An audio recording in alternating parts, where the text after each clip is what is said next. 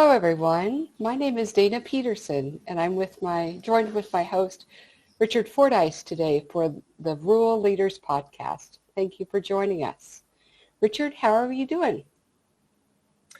I'm doing good, Dana. As you know, we farm, and we've had some decent weather lately, so things started out slow, but now crops are starting to catch up. Most everyone is planted, and we're enjoying, I guess, what you would call a little bit more normal weather, but I don't know what normal weather is really. But yeah, I'm doing good. How about you? We're doing well here in Kansas.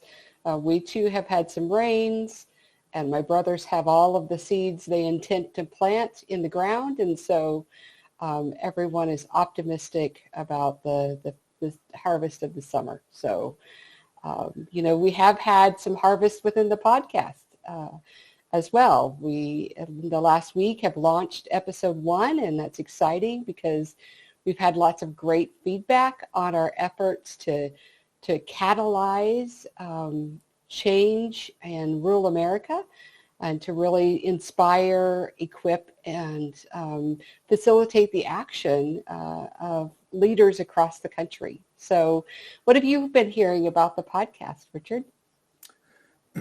So it is exciting. As you mentioned, our first episode did launch last week, and honestly, the feedback that I've been getting has been very positive.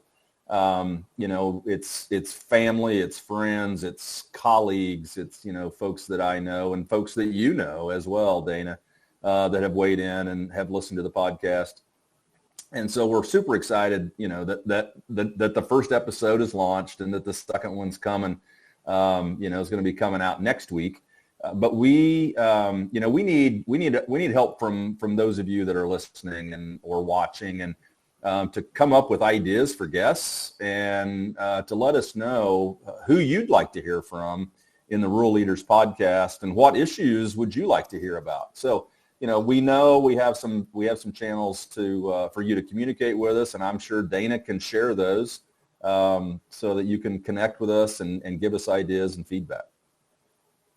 Yeah, folks can send us an email at dana@theruralleaderspodcast.com or richard@theruralleaderspodcast.com. But I'm really excited for our guest here today. We're going to be joined by Taya Spelhaug, a friend and colleague of mine from my days in Fargo, North Dakota.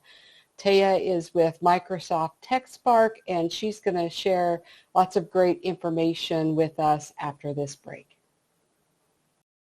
My name is Blake. I received a heart transplant when I was 2 weeks old. I play defense for the Red Hot Tornadoes. Sometimes my heart starts pounding faster and faster as I go. I know I have someone else's heart inside me. It makes me feel happy because someone was generous enough to give me a second chance to live. This gift of life was made possible by an organ donor. Imagine what you could make possible. Sign up as an organ, eye, and tissue donor. Go to organdonor.gov. What do you think you're doing, Kevin? Was just gonna drive home. There are several warning signs present that you shouldn't be driving. Like hearing voices? Like your text-to-emoji ratio? Oh man, the selfies. Selfie, nailed it. We all have warning signs that let us know that we're probably not okay to drive. Mine is pretending to be your subconscious. Greg, come on man, let's put a ride home.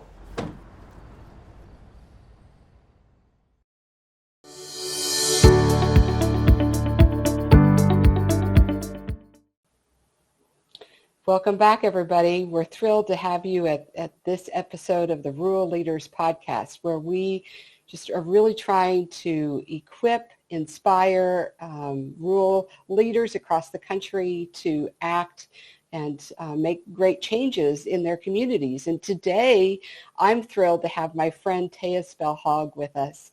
Taya is a North Dakota farm girl. She has spent a lot of her career in education and now has the great opportunity to work with the adoption of digital technologies and software through Techspark, a philanthropic effort of Microsoft. So thank you for joining us, Taya. Yes, thank you so much for the opportunity. It's exciting. Yeah, so can you kind of give us a short synopsis of why Microsoft even started the initiative called Techspark? Right. I'll try to keep it brief because we could go on forever on why. But our president, Brad Smith, saw the need for more digital transformation, rural broadband access, computer science education, all these digital issues in rural. We were doing things all over the United States, but we weren't doing anything in our backyard. And so he created a philanthropic program to focus on economic development, job creation in rural parts of America. And he chose 6 locations around the United States. And this was back in 2017, and chose North Dakota as one of those. And we were incredibly excited about that. Also, the other regions are Wisconsin, so Green Bay area. He's from the Appleton area. And so that fits well. And then we have 3 data centers in Boynton, Virginia, so Southern Virginia, Eastern Washington, and then Cheyenne, Wyoming. And so those are 3 that we were chosen. And then kind of did one in the South that wasn't quite rural, but has a lot of similar characteristics of what we were dealing with rural. And that's in El Paso, Texas. And so we launched those in 2017. And in each region, what they wanted to do is hire somebody who knew the region, who lived there and grew up there and worked there and had a network. And so they hired regional managers. And for some reason, I was lucky enough to be hired. And it's been a wild journey these last 5 years. Taya, well, first of all, it's great to have you on with us today, learning more about Microsoft and the philanthropic part of Microsoft. And I think when I think about, the effort that you all are undertaking, I'm wondering, so I know a lot of it is about education. And so it's folks in rural America, in general, are not as connected as our city cousins. And I think part of the effort is for the Techspark initiative to educate people, educate rural citizens about when the connectivity does happen, when it is in their community, what's the capacity for that, and how can that change their lives, for example. So could you talk just a little bit about kind of the effort? And did I miss the mark with my question, or is that kind of what Techspark is attempting to do? Yeah, no, it's great. And I think you touched on a piece of what we do for sure. The nice thing about, we're all different in every region. And that, I think that's what's so great about having, the managers that are living and working in these regions, is because we uniquely know our region. We like to say that North Dakota is probably the most connected rural state in the United States. So we have internet access to almost every community. Every school has broadband, fiber. And so, we're seeing it in our rural communities, and you're right. And when it happens, when we get it, you're going to need to be educated on how to use it and how to be good stewards of it. So in North Dakota, our state we were set up really well to have Techspark come into our state at the time, because our educational system was thinking about educating our students on computer science and cybersecurity. We were actually the first state in the nation to have both comprehensive cybersecurity and computer science standards for K-12. And so it's not only, teaching kids how to utilize technology, but how to be good stewards, how to protect their privacy. And so I think that's been really interesting to kind of dig into that, coming in right away in 2018, and help with that effort. But in other regions too, we're not seeing that. There's more of a digital divide. In Virginia, for example, there are, major pockets of underserved individuals. And so they have some unique needs on trying to get broadband access to these great populations, or these smaller populations in this area that is, covers a great amount of Southern Virginia.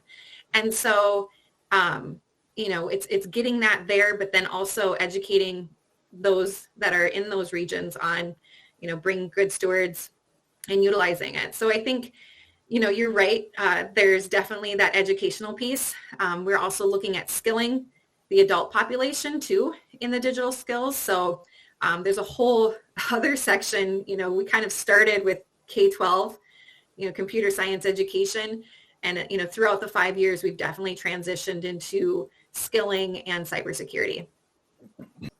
So that's an interesting thing to me. And we hear about rural broadband, right? Like, so everybody in rural America we're waiting on rural broadband. We're waiting on better connectivity. And so I think it is just amazing that you all are helping prepare people when that rural broadband does show up. So kudos to you guys for the work that you're doing. And I think it's really good that you also are focusing on people, my age and a little younger and a little older, about what does rural broadband mean? What does better connectivity mean?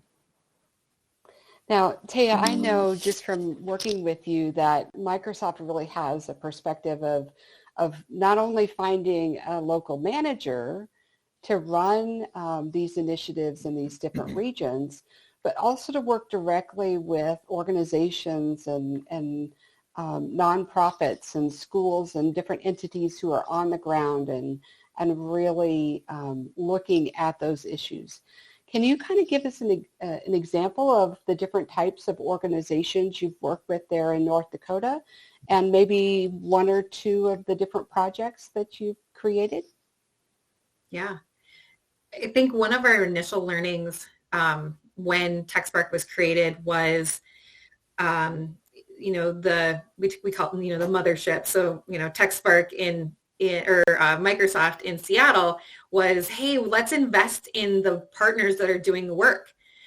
And, if you're in New York, if you're in Chicago, if you're in LA, there are partners doing the work. But if you're in Fargo, North Dakota, it's not necessarily that easy. And so I think one of our big things was understanding Microsoft's mission and the Techspark mission, and then finding local partners, trusted partners that we can help facilitate and grow their passions. And so when we first started Techspark, we launched it in October of 2017. Brad Smith came out to Fargo, stood on stage with Governor Burgum and a few others, and we had a great amount of people in the audience. And I think that was great. That was wonderful for me because people reached out to say, hey, how do we get a part of it?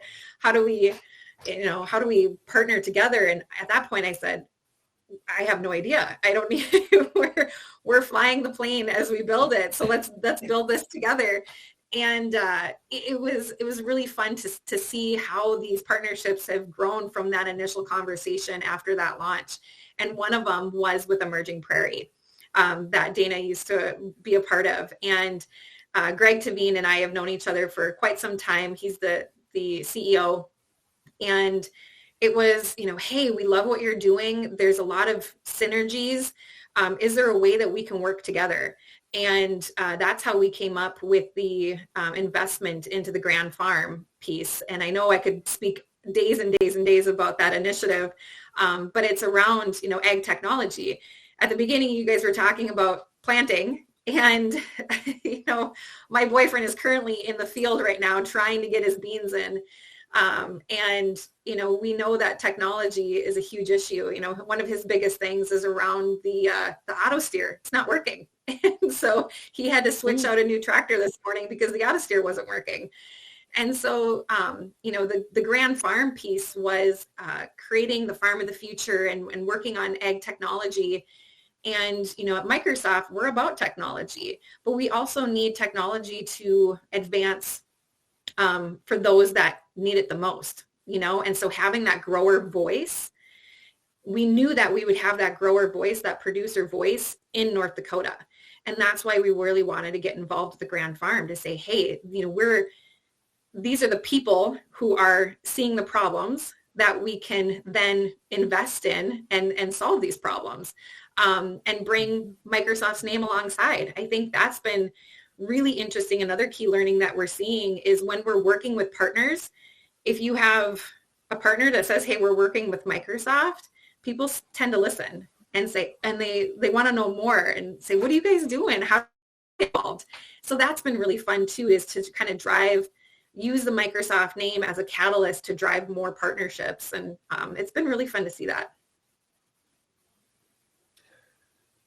So the effort that's happening in North Dakota is awesome. I'm somewhat familiar with it in my conversations with Dana, but you mentioned other places around the country. So Wisconsin, Washington State. Are the efforts the same yet maybe a little different, or could you talk a little bit about maybe specifically the Wisconsin project and the Washington project? You bet. It's great because that was one thing that we were tasked with right away, is finding a signature project. We make some smaller investments into our nonprofits regionally, but we also want to make large investments and making some, game changer investments. And so, Grand Farm was our signature project here. We made a $1.5 million investment into that. In Wisconsin, they naturally partnered with a great partner out there, the Green Bay Packers. And although I'm a Vikings fan, that's all right. The Green Bay Packers are great. They're doing a lot. There's a VC fund that they've actually set up. And so they're doing some acceleration. It's a really amazing project called Titletown Tech, where they have created a VC fund and a startup accelerator to accelerate startups in the region.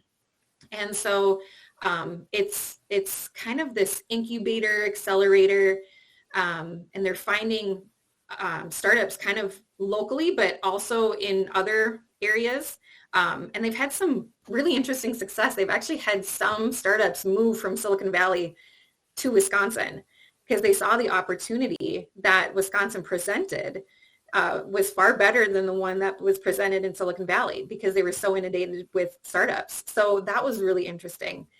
But then being able to work with Microsoft employees and our technology really kind of helped infuse some of these startups with the technology that they need to keep going. So Titletown Tech in Green Bay, Wisconsin is a really fun, and it's they started in 2017, and they've gone a long way to really help startups there in Green Bay. In Washington, Lisa Karstetter, she's my counterpart out there, and her husband's a farmer. He's a fruit farmer, fruit tree farmer. And, it's interesting in that region because they have a lot of migrant population. They have a large, the language barrier is definitely something that is a challenge and an opportunity out there. And it's very rural. And so skilling is one thing that they're focused on, but bilingual skilling. So we launched a global skills initiative in 2020 to try to skill 25 million people across the globe. And then we were landing that project locally. And Lisa took on, she partnered with the North Central Washington Tech Alliance and created a program to help upskill, thousands of people. And it was just amazing at what the reach they were able to do, but they were also able to do it in other languages. So there's one story about a gentleman named Juan, and it was a skill-a-thon, and they were trying to try to get as many people to be skilled as they possibly can to utilize the curriculum on the Global Skills Initiative. And Juan and his daughter did over 50 modules in a short amount of time. He was working at a pizza place. As he was rolling the dough, he had his iPad up and was watching these videos. And it was just amazing to see, him and his daughter partner together, and they won the contest. So it's amazing to see, again, what is happening in each of these different regions. A little bit different, but it's unique to the challenges that are faced in those regions. Yeah, and I love that the monster Microsoft, right, is really looking at the needs of each of these regions and meeting them where they are as far as digital skills or connectivity even, and then bringing them some investment to be able to accelerate their growth and catalyze hope is what I know that Techspark is really doing. And so, I want to get us back to North Dakota because I know, Taya, that's where your heart is. Can you tell us just maybe a couple of snippets about the results there in North Dakota that you're seeing? Yeah. So, what's wonderful, when we invested into the Grand Farm, it wasn't just the Grand Farm test site. It was also a group called Emerging Digital Academy. So they wanted to create a boot camp in order to skill and different programmers. And it's an amazing boot camp. Like I said, it's 20 weeks. And there have been some really amazing results that have come from that. So that was part of our investment. The unique thing was we launched the investment the fall of 2019. And so we all know what happened in 2020. And Emerging Digital Academy launched in March of 2020. And they went from going to in-person to online. And they have just done a tremendous job. I think they're on cohort number 6. I think they just graduated several students. They have like a 90-some% placement rate. These students are seeing a tremendous increase in their salary. We have, I could speak all day on some of these unique individuals, these students, but there was one student that he worked for on a farm. I think they were pregnant with baby number 4 when he was going through the program. He graduated. He was making 3 times his salary at a startup and eventually was hired by Microsoft. And that all happened within, I think, 15 months. And so, it's things like that, we could talk and spend all day on, so that was a really fun story that when we invested in Emerging Digital Academy. But also too, when we invested in our teacher training, when you talked about computer science education, trying to get more teachers to teach technology. And so we have been working with a group called Edutech here in North Dakota, and they were tasked probably 20 years ago to teach teachers how to utilize technology in their classroom. Now teachers know how to do that, so they're teaching them how to teach technology. And they are doing teacher training, and they have taught and educated thousands of teachers in North Dakota. And actually, they're just, as we speak, there's a bunch of teachers in Bismarck that are part of a Ignite program that is really all about educating educators on the unique challenges and opportunities that we have in our ever-changing digital world. So, I could speak all day on the results, but I know we have limited time. But it's been really fun to see all the things that have happened in the last 5 years. Well, it definitely was a lot of fun to be a part of it during my time in Fargo, and it's great to have you with us, Taya. If people want to get a hold of you or learn more about Microsoft Techspark, how can they do that? Great question. So feel free to email me. My name is Taya, Taya Spelhaug, Spelhaug at Microsoft.com. You can also go on LinkedIn. I'm on LinkedIn, and several of my colleagues, or all of my colleagues, are on LinkedIn, and we actually do articles quite a bit. And so, that's another way to learn about what we're doing uniquely in our regions. So going on LinkedIn and searching Techspark and searching, Taya Spelhaug, please connect with me. It'd be great. Awesome. Well, thank you for joining us today, Taya, and we'll be right back after this message. Hey, Bobo, do trees tell each other stories? I'm sorry. I'm afraid I don't know that. Hey, why don't we go find out? Listen. Do clouds take naps? I couldn't tell you. Dad, do stars visit their friends? Look!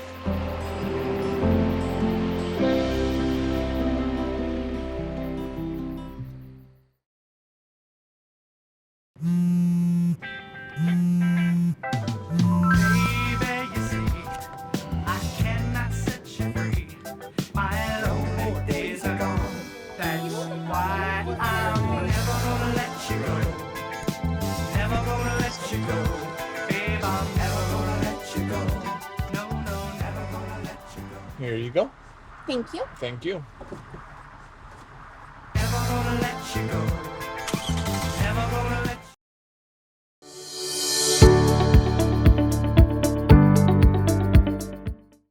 Welcome back, everyone. We had a great conversation with my friend Taya from Fargo, North Dakota area, and visiting about Microsoft Techspark today. Richard, I just thought it was commendable of her as a North Dakotan to really step forward and make sure that this effort is led locally, and led by someone who knows the region and knows the organizations. Yeah, I couldn't agree more. When you have a company that is as giant as Microsoft, the success with those local projects, it does come about because you do have local experts on the ground. And she is so smart, and just that was a great interview. I love that. That was fun. Yeah, it was fun. It was fun. And I think one of the things that Taya really alluded to was that she had lots of people reaching out to her when they launched this in North Dakota. And so, there were people that were like, that was inspiring, or there was something about that launch and this critical need for digital skilling in rural America that inspired them to act and to reach out to Taya. And so I just love that part of the story. Yeah, I do too. And so again, I was somewhat familiar with Microsoft's philanthropic efforts, specifically around the Techspark initiative. But just to refresh, I got on the website, and I'm not going to get it exactly right, but at the beginning on the landing page, when you go to the website, it says, we're not short on talent, we're short on technology. And, that's exactly right? Because, and we've talked about this before on the podcast, rural America is a great place to grow up. It's a great place where those values are instilled. And there is not a lack of talent in rural America. We just need to catch up. We just need to catch up with our city cousins in technology and connectivity and so on. And it's happening, right? I mean, there's fiber going in the ground all across the country. In so many public policy issues, there is an argument, right? Like, should we do it? Should we not do it?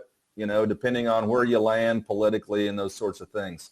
But I have never heard, not one time have I ever heard one person say, we shouldn't invest more in rural broadband. So that's happening. We've just got to make sure it continues to happen. And we've got to make sure that people are ready to use it, right? Like that's the whole point around Techspark was creating that demand for the added value to our quality of life that can come with connectivity and technology. And so I think that's a big part of this. And then really spurring on startup companies and getting that investment, whether it's through a nonprofit or a venture capital firm, into those new businesses and getting those things going so that it's spurring on the economy as well.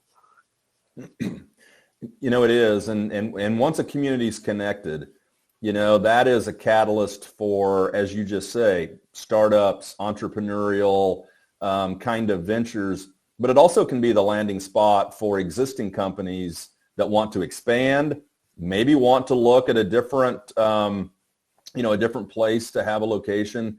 And it is so absolutely critical. And then, you know, when I did mention to Taya, it's really great that you're focusing, you know, a lot of your effort K through 12, preparing and creating this, these ideas about what is possible. But it's, again, the folks my age that have heard about rural broadband and now we're getting it. Now, what do we do with it? What can we do with it? Yeah. You know, can we, from a farmer's perspective, does it change how you operate your farm? I think in some cases it does. You know, as a small business owner or something, it definitely will change your life when you have, you know, decent speeds, upload, download speeds. And I'm just, again, I can't say enough about how encouraging it is that a giant like Microsoft is jumping in here from a philanthropic perspective to help get folks in rural America ready for this revolution. Agreed. And you and I are both passionate about this urban-rural divide with regards to broadband and connectivity, so we're likely going to have many, many more conversations about it. You're exactly right. And that's going to do it for this episode of the Rural Leader Podcast. As always, we encourage you to reach out, and we invite you to go to the ruralleaderspodcast.com. Right there on that website, you can find resources. You can find a forum where you can communicate. And so we encourage you to do that. And we want to just give you a little bit of a tease on the next episode. A mutual friend of both Dana and myself, Bill Beam from Elverson, Pennsylvania.